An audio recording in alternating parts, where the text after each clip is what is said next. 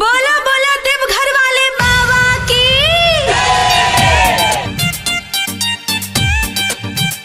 जवन भक्त रहे भोले दानी के हो।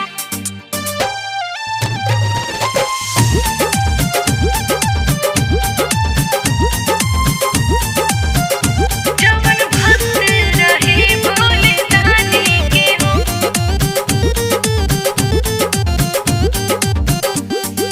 कैसे जईबू रानी भोला के नगरिया हो। खूब उबड़ खाबड़ बाटे देवघर के डगरिया हो।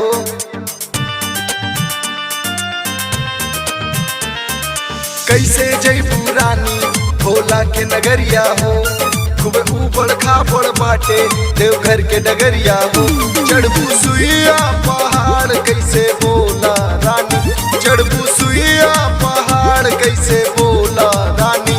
कबो नहीं खे पड़त परेशानी में हो।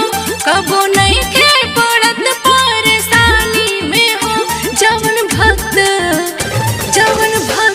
रहे भोले दानी के हो। जवन भक्त रहे भोले दानी के हो।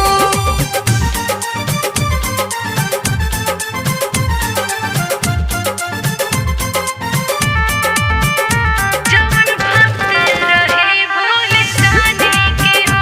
जवन भक्त रहे भोले दानी के हो। एहो सांवरिया करना फिकरिया हमरा के देवघर तू जाएदा हो।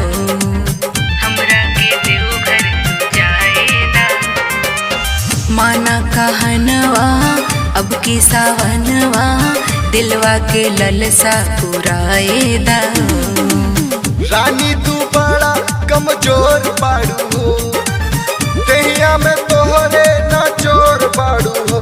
चल बुला मोहर डगर कैसे बोला रानी। चल बुला मोहर डगर कैसे बोला रानी। कबो नहीं खे पड़त परेशानी में हो। कबो नहीं खे पड़त परेशानी में हो। जवन भक्त रहे भोले दानी के हो। जवन भक्त रहे भोले दानी के हो।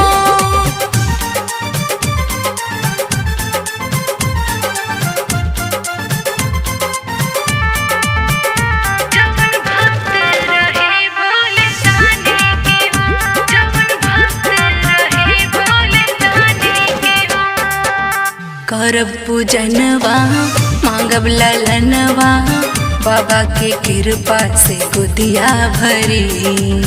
बाबा के कृपा से गुदिया भरी। जाई बजरिया एहो सावरिया लदाना कावर एको गेरुहा साड़ी। लागत भीड़ खूबे मेला में हो। काहे पड़ा तारू झमेला में हो। नाही कारा तू हाट बात माना रानी। नाही कारा तू हाट बात माना रानी। कबो नहीं के